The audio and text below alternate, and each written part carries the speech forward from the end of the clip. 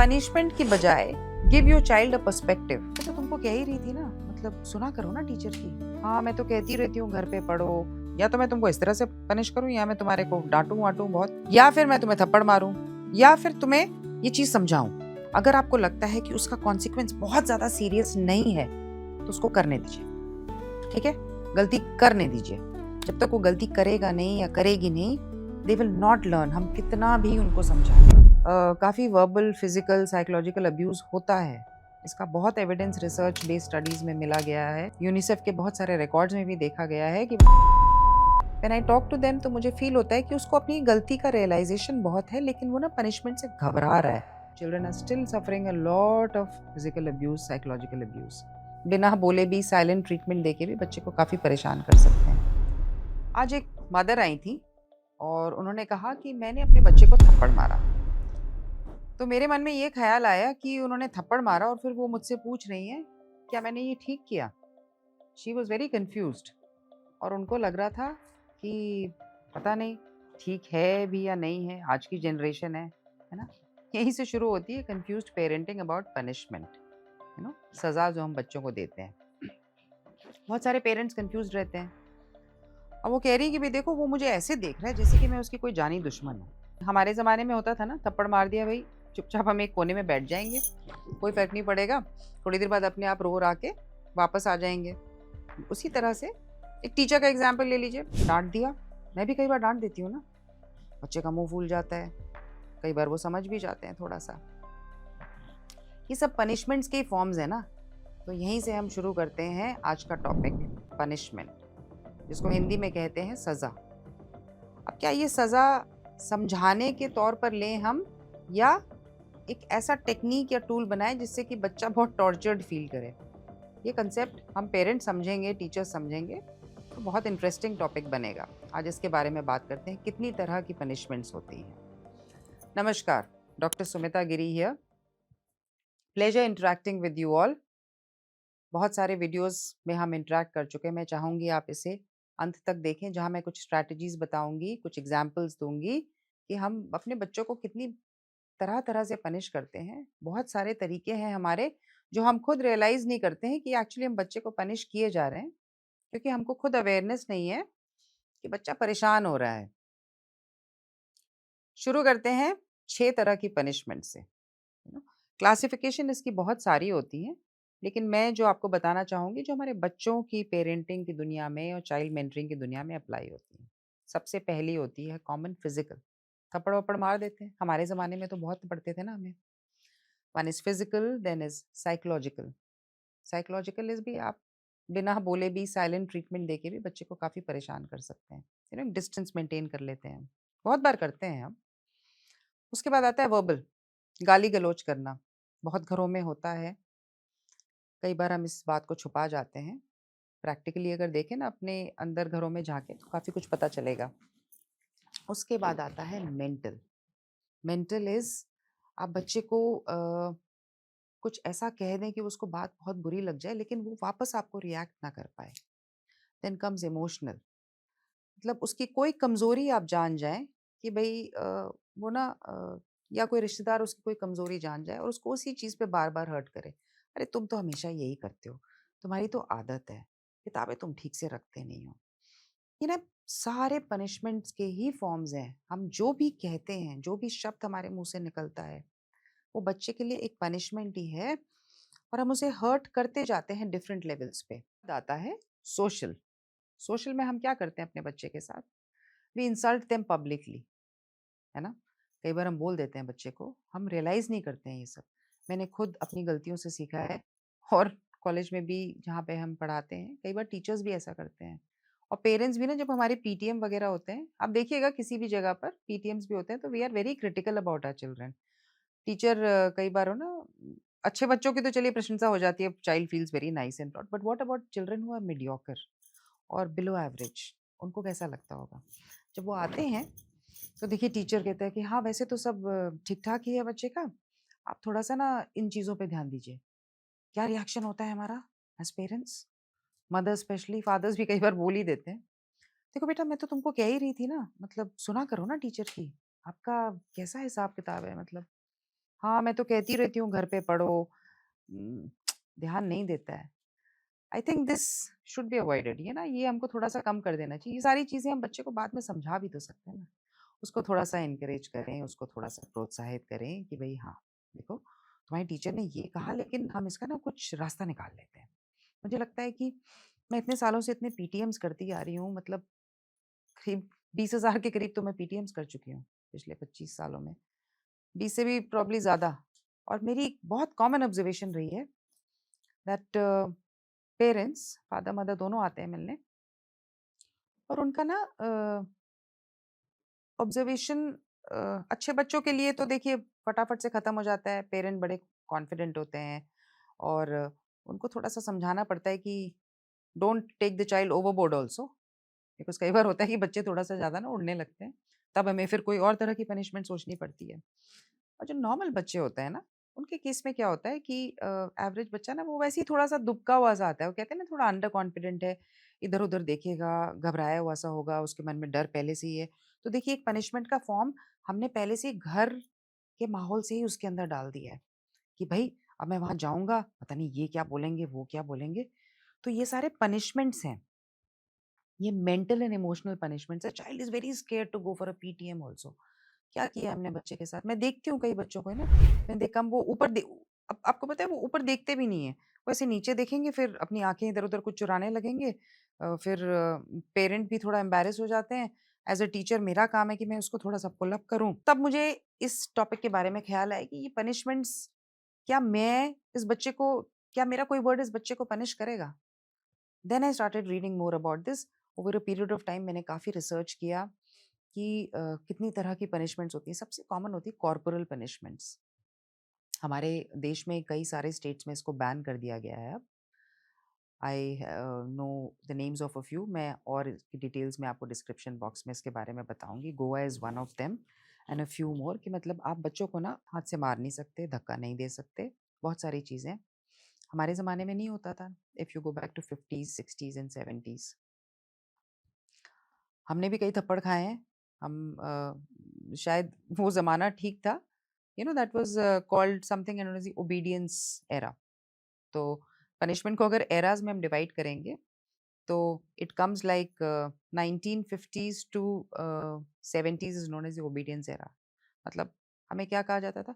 बड़ों के बीच में तुम आके नहीं बैठोगे, ठीक है? ज़्यादा बोलोगे नहीं, ओके? हुआ है ये, प्रैक्टिकली होता है। उसके बाद ओपिनियंस अपने ज़्यादा दोगे नहीं, जाओ दूसरे कमरे में बैठो या खेल लो या पानी लेकर आ जाओ। ज़्यादा जब कोई बाहर वाले आते हैं तो थोड़ा पाँव-वाँव छू लिया करो, हम लोग के उसमें होता है, जिसका जो भी कल्चर रहा हो, तो सिखाया जाता था ये सब। And parents were a little forceful, हमें करना पड़ता। हम लोग की अपब्रिंगिंग इस तरह की थी कि अ, थोड़ा-सा स्ट्रिक्ट माहौल था, समथिंग वाज़ एक शेल सा था, तो हमें पनिशमेंट ज़्यादा चुभती नहीं थी। अगर कोई चीज़ हमसे रूडली बोल भी दी जाती थी ना, तो हम ऐसे ट्रेन हो गए चुके थे ना कि अच्छा चलो ठीक है, कुछ नहीं होता, थप्पड़ ही तो पड़ा है ना, कोई बात नहीं। क्योंकि हमारा रूटीन ही थोड़ा स्ट्रिक्ट था। 70s और 80s खत्म होने के बाद आगे चलते हैं 80s और 90s में। ये है डिसिप्लिन एरा। इसमें बहुत डेप्थ में नहीं जाएँगे। ये हमारे हम भी उसी वक़्त में कई पले-बड़े थे, तो थोड़ा-सा वेस्टर्न कल्चर आने लगता है। तब थोड़ा भई वहाँ कहा जाता है ना कि बच्चों को आप फिज़िकली अब्यूज़ नहीं कर सकते हैं, थप्पड़-वप्पड़ नहीं मार सकते हैं। तो कई पेरेंट्स इसको फ़ॉलो करते हैं, कई नहीं करते हैं।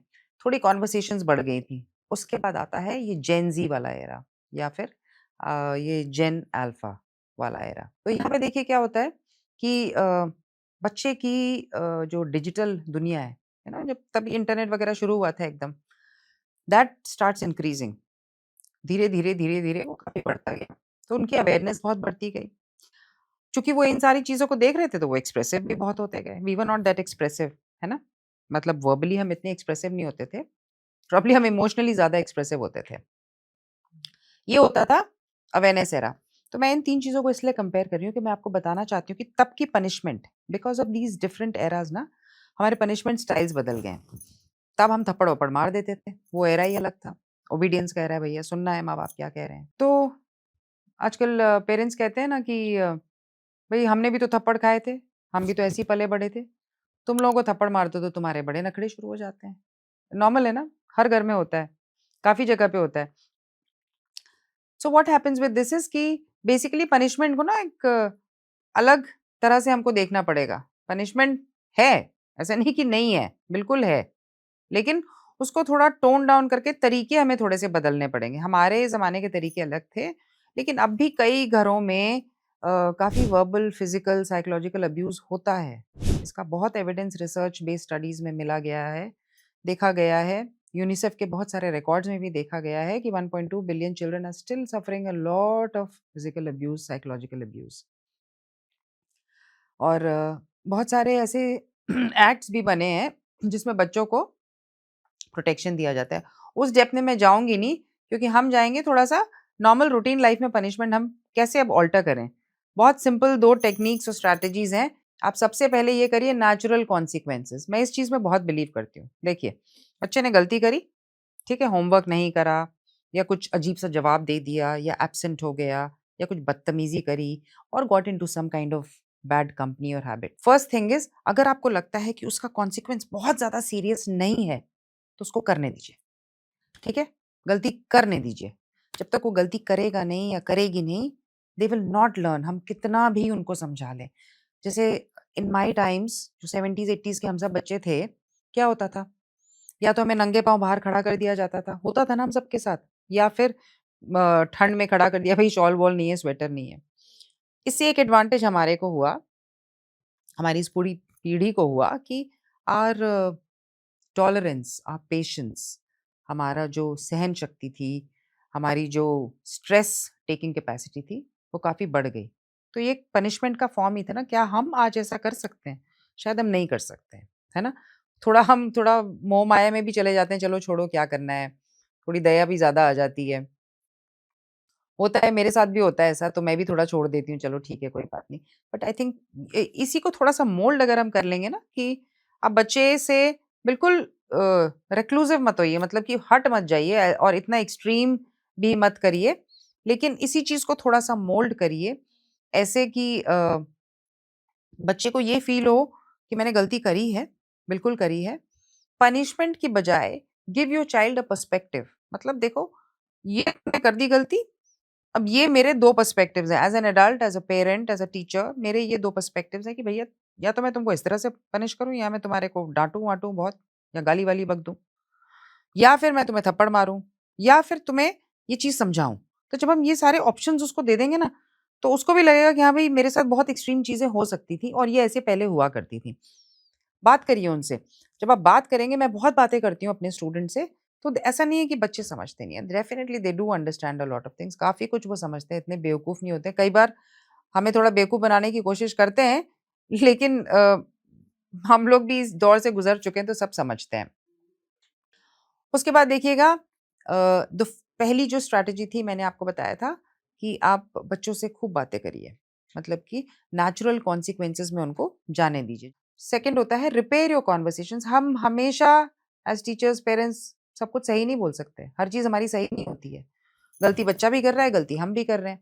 जब हम दोनों तरफ से गलतियाँ करते हैं, तो हर चीज़ को रिपेयर करते हैं ना हम। किसी चीज़ कोई चीज़ टूट जाए, तो हम जोड़ने की कोशिश भी तो करते हैं, उसको ऐसे टूटा तो नहीं छोड़ देते।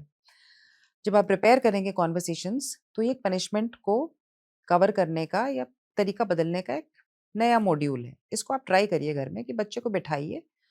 इसमें 2 चीज़ें आप करिए, एक आप काम कॉर्नर बनाइए घर में। ये मैंने अपने वर्क प्लेस में, घर में एक जगह बना के रखी हुई है, जहाँ मैं बच्चे को जब वो शांत हो जाते हैं ना, वहाँ ले जाती हूँ। व्हेन यू टेल देम कि मेरे को एक काम कॉर्नर में जाकर आपसे बात करनी है बेटा, मैं आपको कुछ समझाना चाहती हूँ। थोड़ी देर तो वो नहीं करेंगे, लेकिन धीरे-धीरे आप जब आदत डालेंगे ना, तो वो बच्चे आते हैं आपके पास। मैंने ये खुद ट्राई किया है, बहुत बच्चों के साथ ट्राई किया है, and the children come closer to me. वो बहुत सारी चीज़ें मुझे बताने लगते हैं। तो ये भी एक पनिशमेंट का अल्टरनेटिव है।